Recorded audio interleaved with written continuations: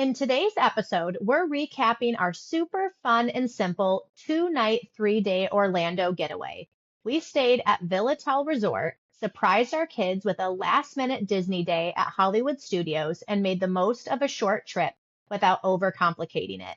If you've ever wondered how to mix relaxation with a little Disney magic, this one's for you. Welcome to the Savvy Travel Moms podcast. If you are a mom who wants to travel more with your family without spending a fortune, you're in the right place. I'm Michelle, the bougie one. Joy, the practical one. We are two moms with different travel styles, but the same savvy mindset. In our show, we will break down family-friendly travel tips, points and miles, and realistic strategies that fit into a busy mom life. From hotel robes and room service to free breakfast and budget wins, we will help you turn everyday life into unforgettable family memories. Real moms, real travel, real strategies. All right, guys, welcome back. Today's episode is a fun little recap of a quick trip we just took to Orlando. This was a super short 2 night, 3 day getaway, but honestly, it ended up being such a perfect mix of relaxing and making memories. We stayed at Villatel Resort for 2 nights, and right in the middle of the trip, we surprised the kids with a day at Hollywood Studios, which was so fun and honestly turned into a highlight of the whole trip. Oh gosh, Michelle, I cannot wait to hear about this because, we just got back from our Disneyland trip, so I'm excited to compare the two. Yep. Okay, so let's just start at the top. Let's walk through why you chose Orlando, this hotel. Tell me all about the hotel, what you did day by day, and we'll just go in order of how your trip went. So let's start with the Villatel Resort. Why did you choose this place, and what attracted you to the location? Okay, so I had a few different options. First of all, I wanted to use some of my Marriott 50K certificates that I had. There's an elevated offer that happens a few times a year on the Marriott Bonvoy Boundless credit card. It's usually 3 nights and it's elevated a few times a year at 5 nights. So when we got it, I had the 5 nights. I've already used, I think, one of them. Oh no, I've used two of them. I've used 2 nights, so I have 3 left. And I was trying to figure out where I wanted to use them. And we have a direct Southwest flight from here in Michigan to Orlando. And it takes us just a little over 2 hours to get to Florida. And I was just looking at the flight times, and they have like early morning is when you leave, like 5 a.m. was when our flight left. But it always comes home late at night. At like 7:45, we leave. So you really can get full days out of that. So I was like, oh, we could literally go to Florida for a long weekend. And it would be a really quick, easy trip to do. So that was when I started looking at where I could use my Marriott certificates. And I was going back and forth. Do I want to do Disney? Do I not want to do Disney? Everybody's here is going to know Disney is really, really expensive, even if you use points. There's just no way around it. Like it costs a lot of money. So I originally was like, okay, we're going to go to Florida and not do Disney. So I wanted to make sure that where we stayed was going to be really fun outside of Disney. A lot of places people like, one place people really like to stay is the Swan or the Dolphin, which is a Marriott property. Yep. And there's a few little perks like we'll talk about when we get to like the Hollywood Studios day. But their rooms are really small. So one, that was like the first con, like we're not going to be at Disney all day. We're going to be like around the resort. So I wanted to have at least a kitchen or some sort of bigger room because the rooms they're not made to be in them. They're made to be like going out to Disney. So that was kind of like the reason why I decided to not do like the Swan or the Dolphin. And I was just looking through in the Marriott app and Villatel came up and I was like, what is this? Like the picture for it is water slides. And I was like, oh, like my kids love stuff like that. So I started to flip through the pictures and it's basically villas and apartments. So you can't book the villas on points, I don't think. But the villas, I think, can sleep up to like 16 to 20 people. They're like full houses with like your own pool, everything. So they have these villas. So like if you have a few families that are all going to get together and like go to Disney as an example, or just go to Florida for like a week, they have full houses that you can actually get as well. But the apartments you can book on points. And you could either do a 2 bedroom or a 3 bedroom, and it was the same price and points. So I was like, I'm going to get a 3 bedroom, even though we didn't need it. We didn't even use the third room. Like, but I couldn't believe that like we were able to get a 3 bedroom, 2 bathroom apartment all on points. All we had to do was pay the $50 a day resort fee.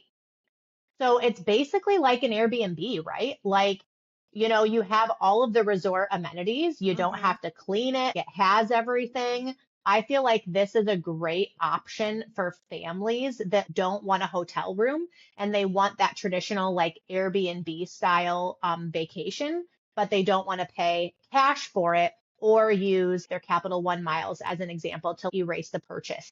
This is a great alternative.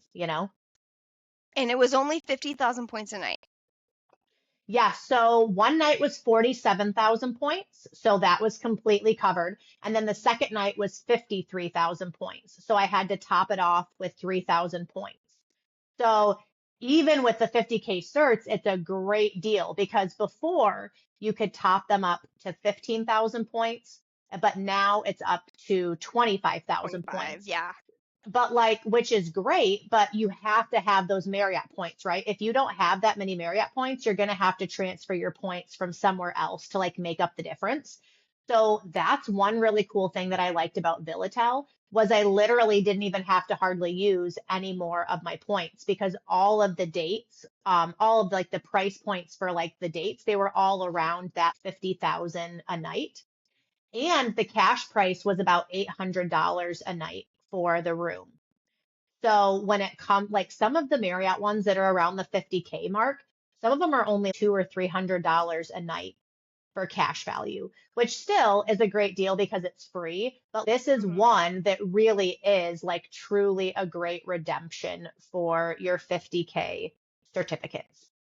Wow, I'm floored, especially excuse me, especially with it being an apartment style. I mean, Yep. in Orlando, there's every type of timeshare there. You could go and easily get that apartment style for a timeshare. There's so many ways to hack Orlando stays, and you can get really good deals on hotels. But like Marriott is not one I ever look at, but now I think I might start looking at them a little more just because I didn't realize they had so many sweet spots like that. They're the bottom of my list when it comes to travel. No, yeah, yeah. I mean, I usually don't stay at Marriott's either, so I was skeptical, but like it was amazing. We had a balcony that looked over the water park area. We had full kitchen, like it even had dishwasher pods. It had all the utensils, it had all the pans. What else? It had a washer and dryer with little pods that you could put in for it, so you don't have to go buy that. The kids' room. I don't know if you've seen the pictures yet. I just posted it today, but every apartment has a different themed kids' room with bunk Oh, that's beds. fun. So their room was sort of like, I don't know, like a robot car kind of room. So it's like these bunk beds that look like cars. And then every room has one of those like old school retro like arcade game machines, Mortal Kombat, Pac-Man, things like that. And the machine has over 300 different arcade games on it. And every apartment has that in the kids' room. So that wasn't special to our room. Every room has a different theme. Like one might be princesses or Yeah. safari or castles or whatever, but every room comes with that arcade game for the kids to play in it.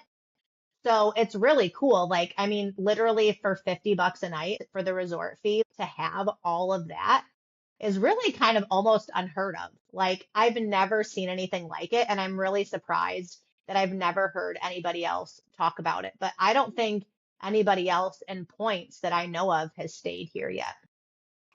If they have, I haven't seen it come up either, but who knows? I mean, Orlando has so many hotel options, and I think Yep. most people go to Orlando just to do Disney, but we're kind of like you. When we go to Orlando, we either go visit my family that lives there and we stay with them, or my husband's family that lives there, or we go with my family on vacation and we do a Hilton Grand Vacation Club, which, I mean, you get like the huge grounds, you get all the stuff, but we don't have themed rooms and we don't Yep. have any arcades in Yeah. our room. So, but everything else is a fully stocked kitchen. It comes with dishwasher pods, it comes with laundry detergent, like it comes with Yep. paper towels and all the things that you need so you Yep. can go grocery shopping, and like a full size refrigerator, and we just cook for the week. We do a lot of that.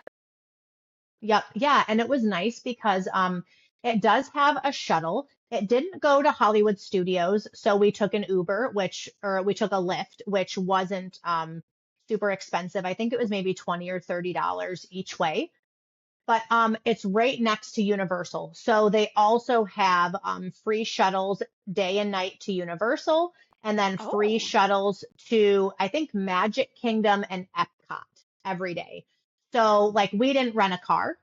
So you can easily do this trip by taking lifts everywhere, or you can also take the shuttle that's free that comes to the resort every day if you want to do that as well.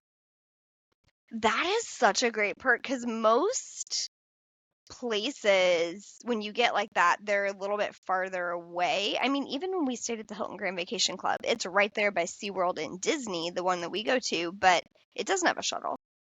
So Yep. I love that it had a free shuttle because you didn't really have to worry about that. I mean, heck, you could have just taken the shuttle to Magic Kingdom or Epcot and taken the monorail and the Disney Yep. transportation too to get there. Yeah, you definitely could do it that way. We were rope dropping Hollywood Studios, and the time that the shuttle comes is like 9 or something like that. And we needed to be to the park. We got there at like 8:15 in the morning. So if we wanted to rope drop, we wouldn't have been able to Got take the it. shuttle. So yeah, because the shuttle, I believe it's not Villatel shuttle, it's a shuttle that hits multiple resorts.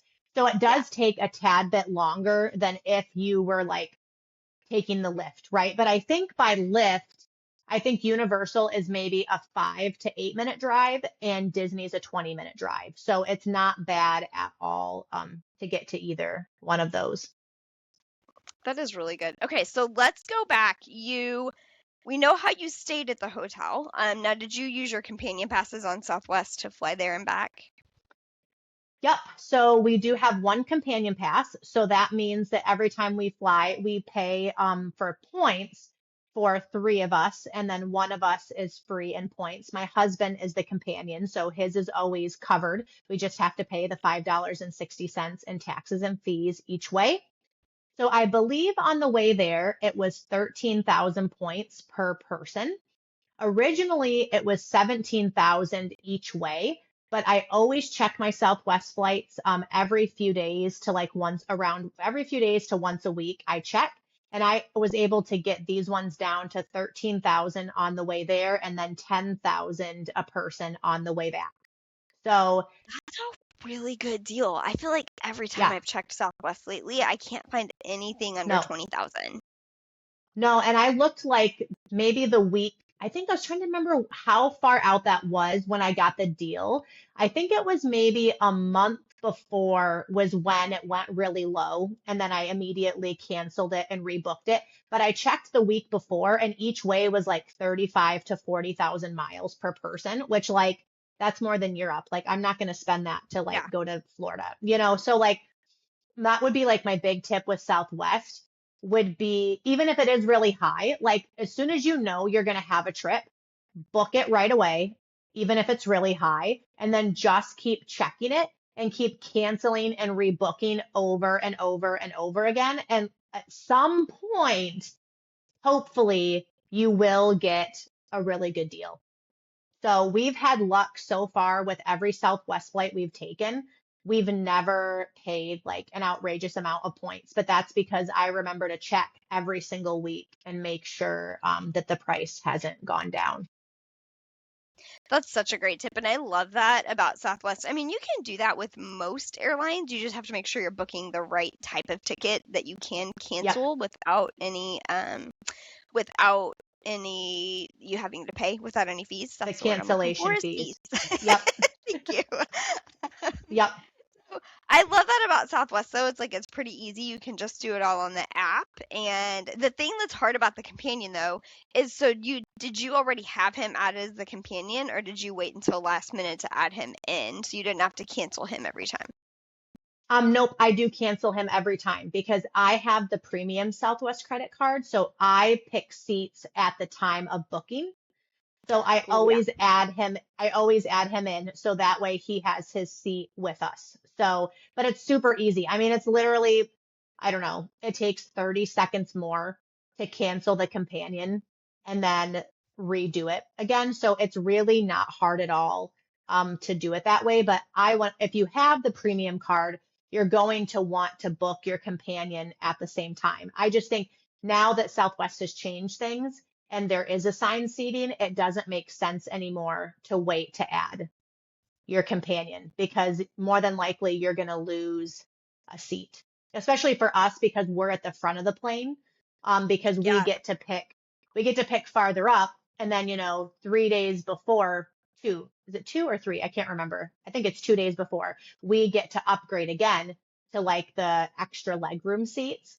So like you want to make sure that you all are together. I just think now it doesn't make so much sense anymore to like leave the companion hanging till the last minute with the assigned seats. Note to self. I need to tell my mom that because I'm actually flying as her companion in May. So I should tell her to book me Yes. in there as soon as possible. Okay, Yep, so this yeah, is a for sure. trip you surprised your kids on. So Yep. when did you tell them that you guys were going on a trip? So I made one little tiny mistake that I forgot that my kids can read now, which is one slightly annoying thing about older kids, especially Emsley, because she is like a little detective and she could just feel like something was coming. And she was looking at the calendar. We still use an old school paper calendar on the Hmm. refrigerator. I And do too. dummy me wrote surprise gone on the calendar for like 3 days. So I don't know. I put it on there, I don't know, 6 months ago. So it just never popped into my head that she would look at the calendar and put two and two together that like surprise gone probably means we're going somewhere. So she suspected about a week before, like for certain that something was going to happen. But I just kept telling her, oh, we don't know what we're going to do. You're just going to have to see, like, you're going to have to wait and see. So we ended up just waking them up in the middle of the night. We had to get up at 2:30 to leave at 3 to head to the airport.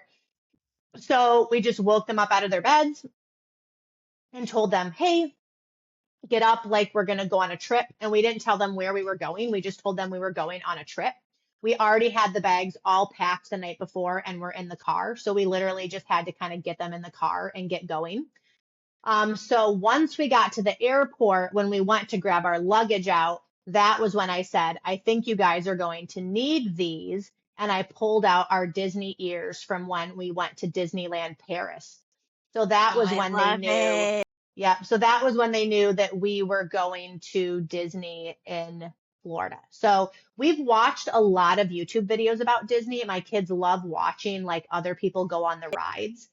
So I think they kind of have had suspicions that like maybe we were going to go, but I just kept telling them like the honest truth that like Disney is really, really expensive. And like it's a way more expensive than Disneyland Paris. So I just have been telling them, I don't know if we really are going to be able to afford to do it, which was the truth. But last minute, I had already booked Villatel Resort, planning to not do Disney. And then last minute meaning like 2 months before, that's like last minute for me. Last minute, I was like, I really want to make it work.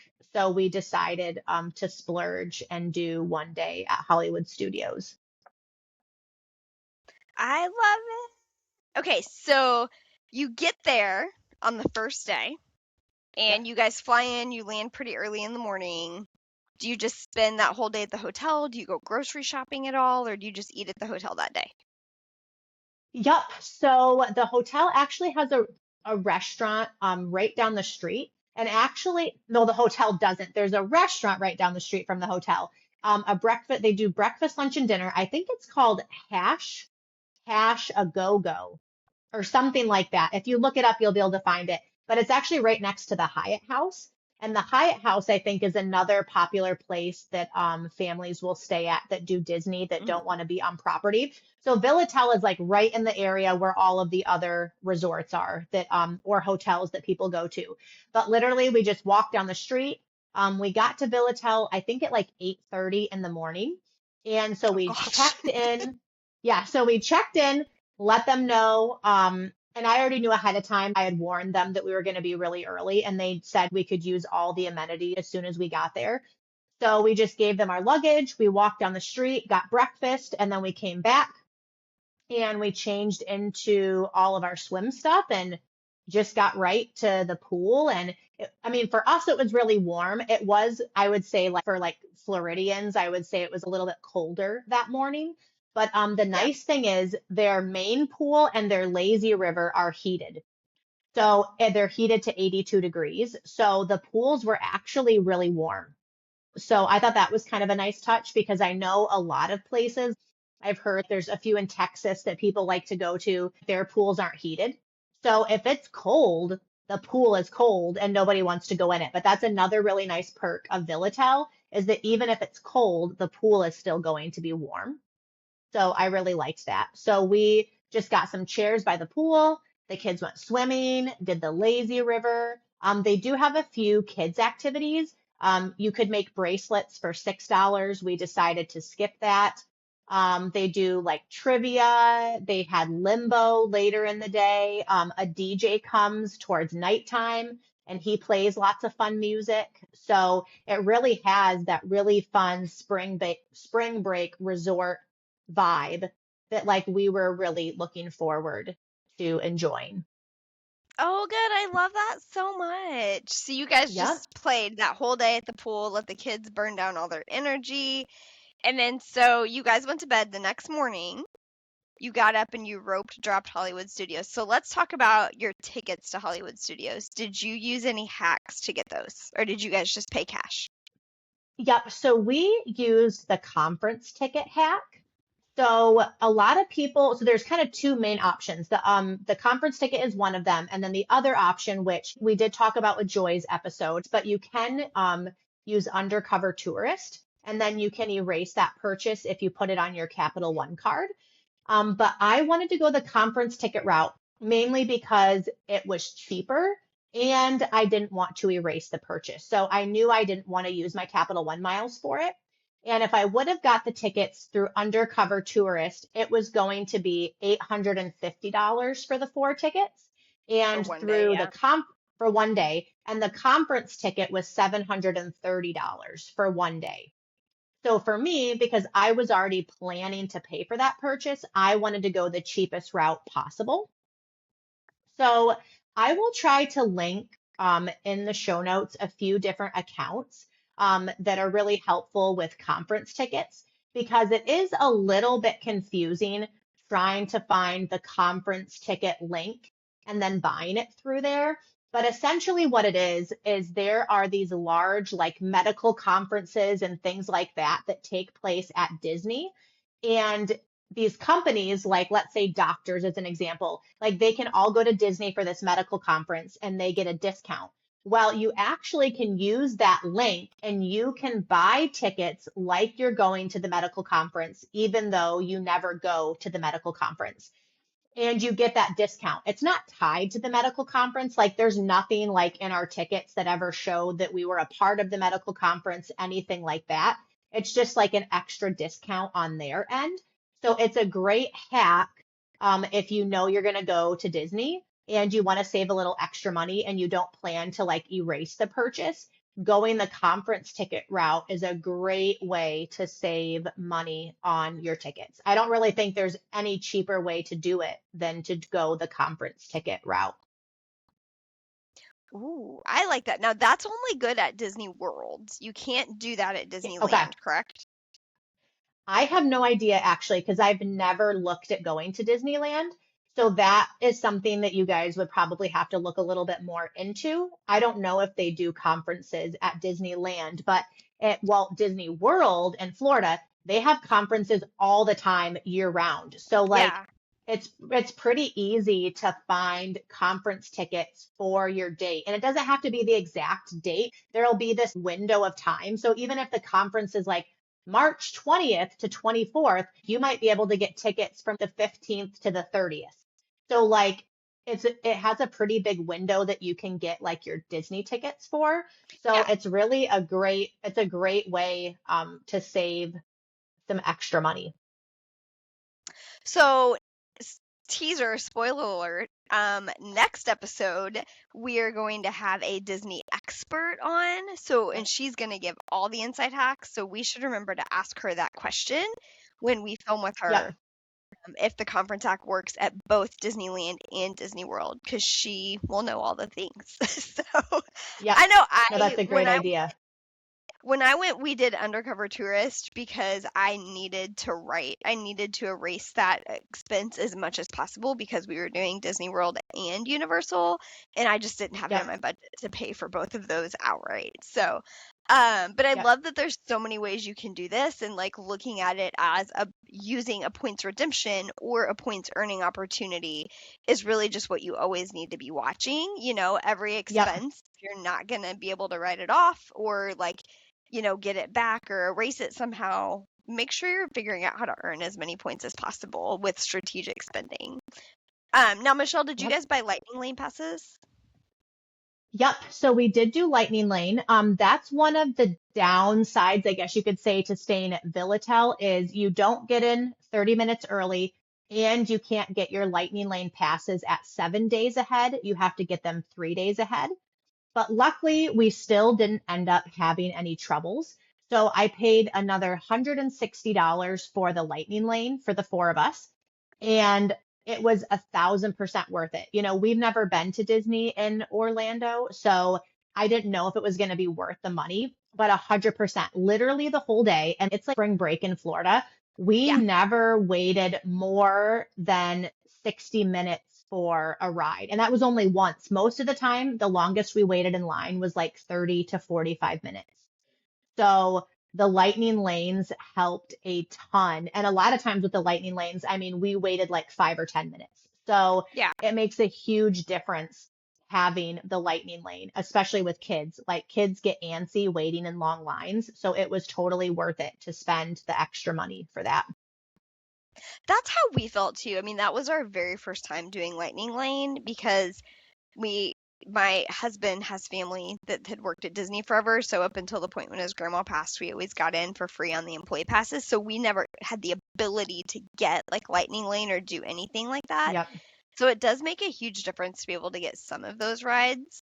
What were the lines like outside of Lightning Lane? Were they like 2-3 hours for some of those big rides like Tower of Terror and Rise of the Resistance?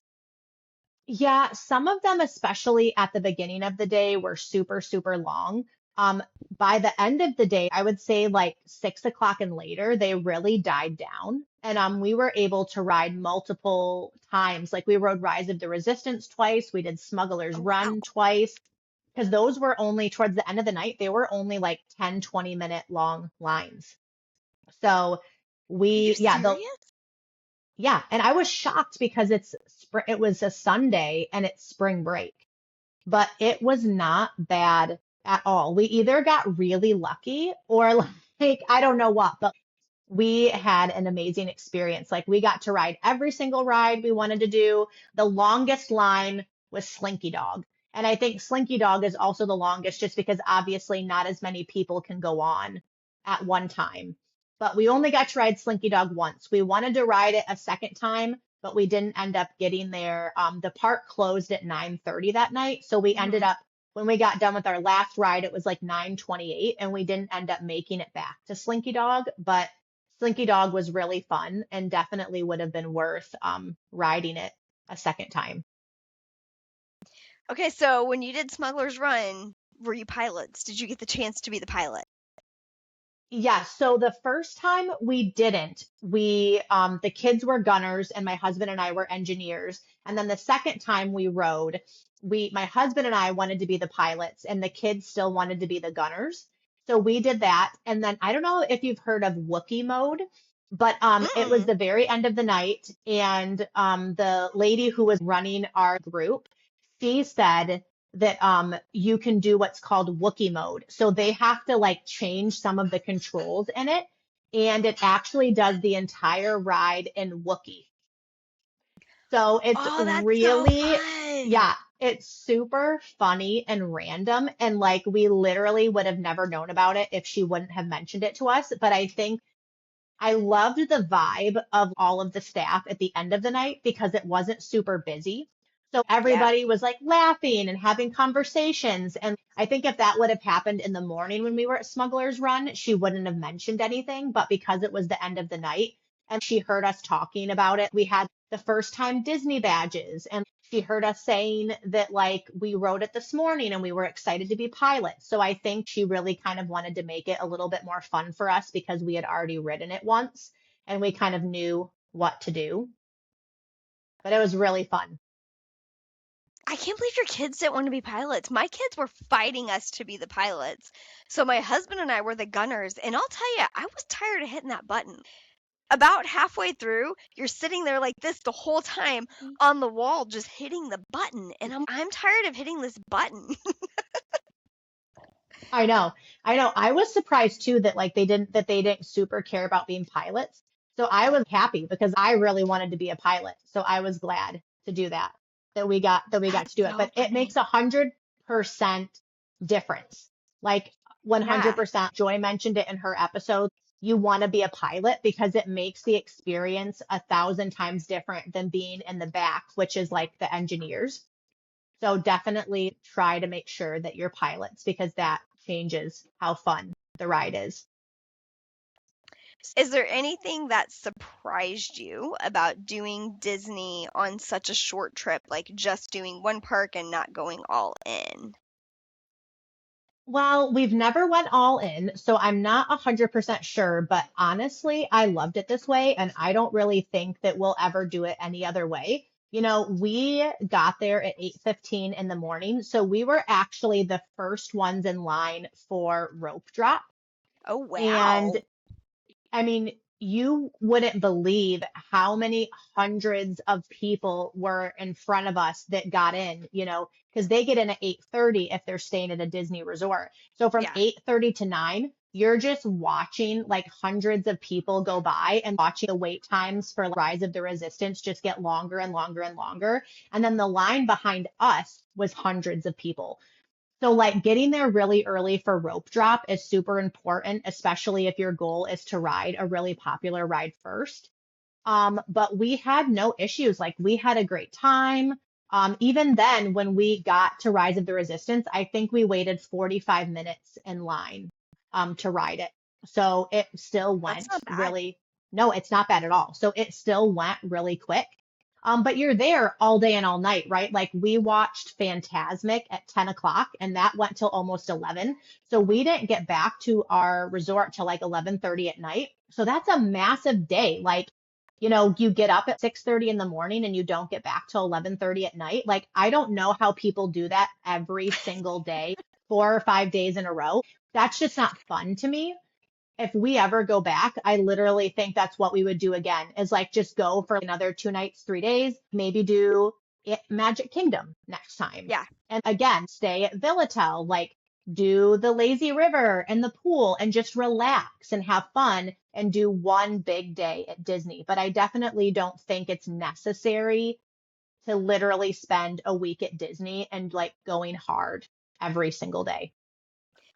We've never done that either. We've only just done one day at a time at Yep. Disney, and like when we're in Florida, it's just one day, one park. That's how we always do it, and we're a open to close kind of family too. So when we Yep. did Disneyland and we did 3 parks in 6 days, I was so Yeah. exhausted. And Yep. doing like Disneyland and California Adventure back to back, there's no way we could have made it there for rope drop. I mean, we tried, but we showed up like an hour after opening just because the kids were so tired. I Yeah. mean, my daughter, after Disneyland, she was so tired. I didn't even give her a bath that night, which I know I'm hearing everybody like gasp and shock and grossness at me right now. But she climbed in bed, and I'm talking, we did the Disney princess. So her hair was caked in Yep. gel and hairspray. And I'm like, just go to bed. It's fine. We'll deal with it in the morning. So I had to get up the Yep. next morning and even bathe her before we attempted the day because there was no way I was trying to brush through that hair. But I don't Yep. know how people do it. I don't know how they go hard for so many No. days. I don't know. Yep. We'll have Yeah. to. 100. I know. Another question to ask for our Disney expert when we come Yes. in. What's the trick for going hard many days in a row? Okay, Yes. so then moving on to day 3, what did you guys do on day 3 before you headed out? Yes. Yep. So a few quick little things I wanted to tell you before we move on with Hollywood Studios Oh, yeah. is yes, one thing I recommend doing is Oga's Cantina, which is inside Galaxy's Edge, the Star Wars area. You do want to reserve that in advance. It's this cute little like bar sort of thing, but they don't just have alcoholic drinks, they have a lot of non-alcoholic ones as well. But it looks like everything in Galaxy's Edge is just so well done with how Star Wars themed it is. And we got really fun, like bubbly, like drinks that had like boba in them. And it's like a stand up sort of like bar place that you can go to. And we loved it. So they have like a 45-minute max that you can be there. So I think we were there only like 25 minutes. So it's really in and out to go there, but it's really fun to get drinks from there. So if you're going with your family, 100% reserve Oga's Cantina. We also tried the blue milk. Oh, There's yeah, blue that's not milk that good stands. though. No, it was kind of The weird. That pink was milk. super weird. The pink milk is Oh, amazing. It's like we'll have strawberry to try banana. that. Yeah, we did the Yeah. pink milk this time at Disneyland, and it's strawberry banana. My kids love the pink milk. Oh, that's good to know. I love that. And then for rides, I think Smuggler's Run was probably my favorite, even It over was Rise so of the good. Resistance, because I think being the pilot, that really changed it for me. But I Hmm. think my top ride is Slinky Dog. And I think the only reason why is at Hollywood Studios, Slinky Dog is really the only roller coaster. They're all kind of more like immersive rides. And our family really likes roller coasters. So if you like roller coasters, you might even want to have, like, if you don't care so much about Star Wars, you might want to rope drop Slinky Dog as an example, if you want to get that out of the way right at the beginning. But I loved Slinky Dog. Another one I really liked was Toy Story Mania. Do they have that at Disneyland, They California? did, but it was broken. So like I No. couldn't lightning lane it while it was open because all the spots were gone and then it broke down and then when it opened back up the lines were well over an hour each time and we're like I Yep. they were And like that was 90 one. minutes so we didn't do it. Yeah. Yep. And we don't like Toy Story. We're not Toy Story people in our house. I don't even know if my kids have ever seen it. So like We love I Toy Story. wasn't you love Toy Story. I We wasn't love all super Disney looking movies. I love it. I wasn't super looking forward to this, but I loved Toy Story Mania. It was so good. You go in these little cars and you have to shoot all these targets, and it Oh ended yeah. up being so fun. So that was one of my favorite rides. So don't sleep on Toy Story Mania if you're thinking it's going to be lame or something, because I thought it was, and it's one of my favorite rides. So Toy Story Isn't Mania for sure. isn't that's how the Buzz Lightyear ride is too though, right? I don't think, okay, if Oh, there was a Buzz Lightyear ride, we didn't do it. they don't have one at Hollywood Studios. So in Disneyland they have Buzz Lightyear and at California Adventure they have the Toy Story Mania, if I'm thinking correctly. But I think the Buzz Oh, Lightyear one might be at like Magic Kingdom or another park, and it's all I bet like it is. and for it's like the shooting game too, where you have to shoot the Shooting. little Yeah. yeah the little targets It all was through the little so aliens. good. So good. I thought I wasn't Yeah, going to those rides like are it, and fun. I'm obsessed. So fun. My husband was really mad that I beat him. He's like, I don't think my gun's working right. I'm like, I never win. How did I beat you? My gun didn't work right. How I'm did like, I sure, beat your gun you? didn't work right. Your aim just sucked today. That's so Um, funny. Okay, so what would you say? Back to day 3 here, really fast. Yep, You guys got up, swam in the pool some more, I'm assuming, and did you have like an evening flight? we did. Yep. So our flight left at 7:45. So again, we just hung out at the resort. They gave us late checkout of 1 o'clock.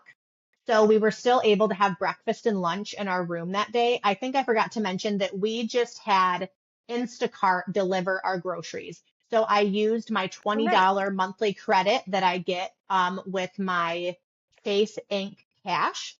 So I used that credit. I spent $70 on groceries.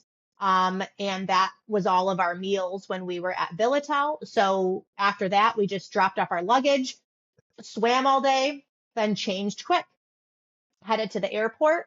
And one quick thing I want to say before we wrap up about the airport, again, this is why it's so important to have things like Clear, TSA pre-check, things like that, because with all the things that are kind of going on right now, I know there's a lot of stress about airports. Yeah. And 100% I don't think any of the lines were bad in Orlando. I want to start with that. But 100% TSA pre-check and Clear were way shorter lines than the regular line. Sometimes they're about like equal, and it really doesn't matter. But especially that day, TSA pre-check was way shorter and then Clear. So the kids and I had Clear. Tyler has Clear too, but there was a glitch that I won't get into here. But the kids and I were through Clear, security, everything in under 5 minutes. And Tyler had to go through regular TSA pre-check and I timed it and he was done in 16 minutes. So it still wasn't bad for Yeah. all of the stuff that's going on with TSA being short staffed and things like that. But the general security line was probably double or triple that length. So I'm sure some people were waiting, 30 minutes or more if they didn't have those things.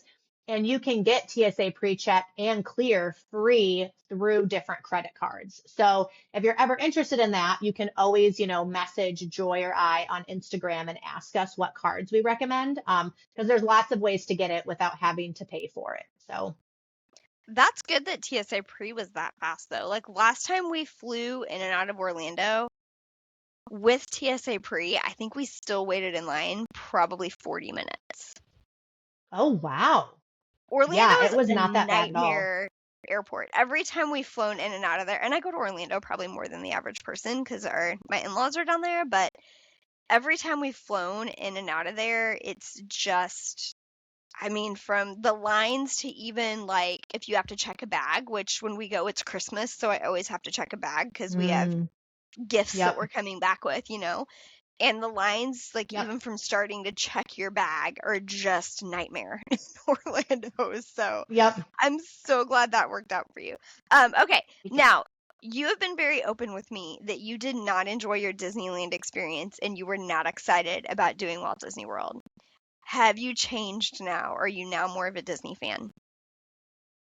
Yes, 100%. So I think most people rate Disneyland Paris as kind of the lowest, unfortunately, of like all the Disney parks.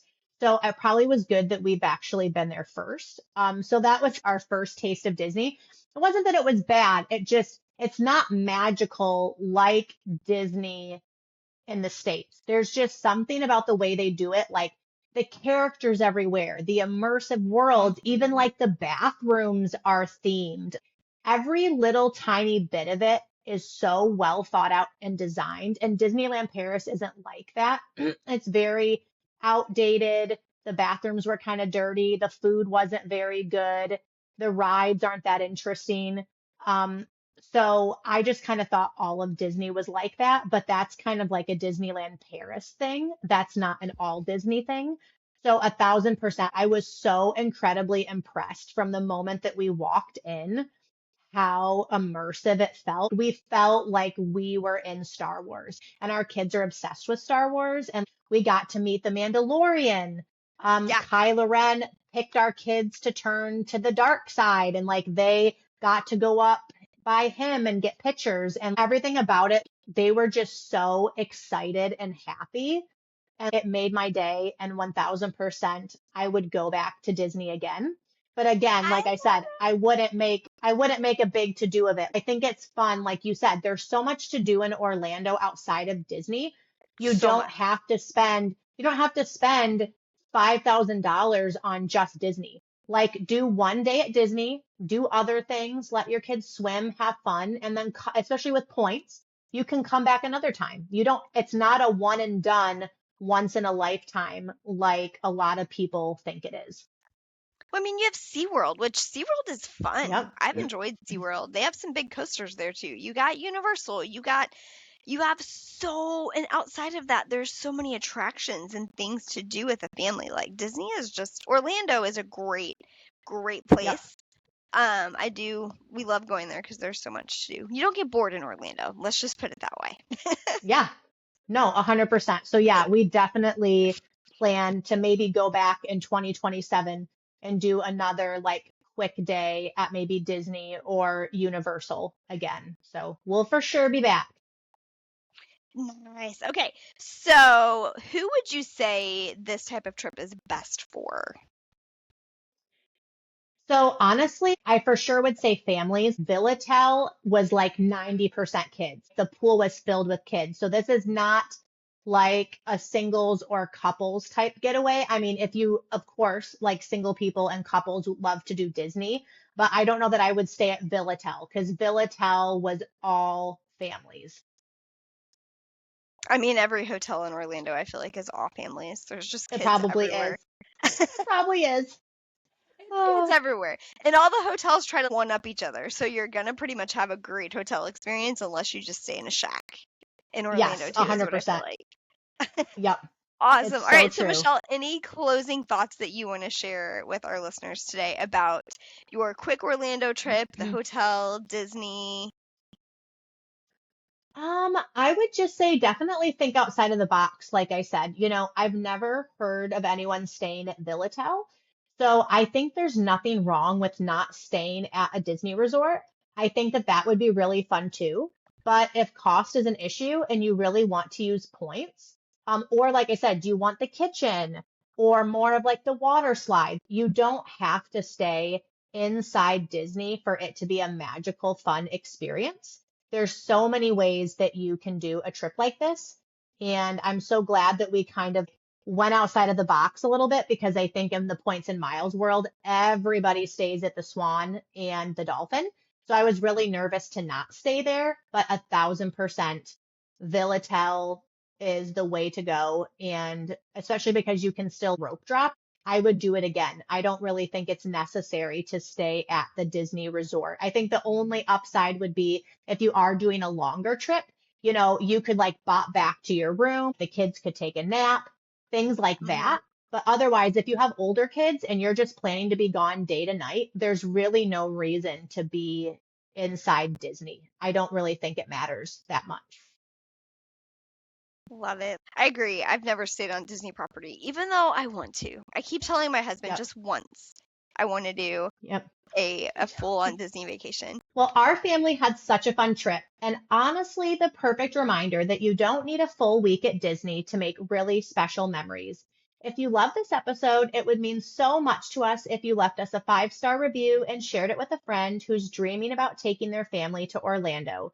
And if you're not already following along, come hang out with me and Joy on Instagram. We will share all of the details below where we share more tips, itineraries, and ways to make travel with your family actually doable. We'll see you in the next episode.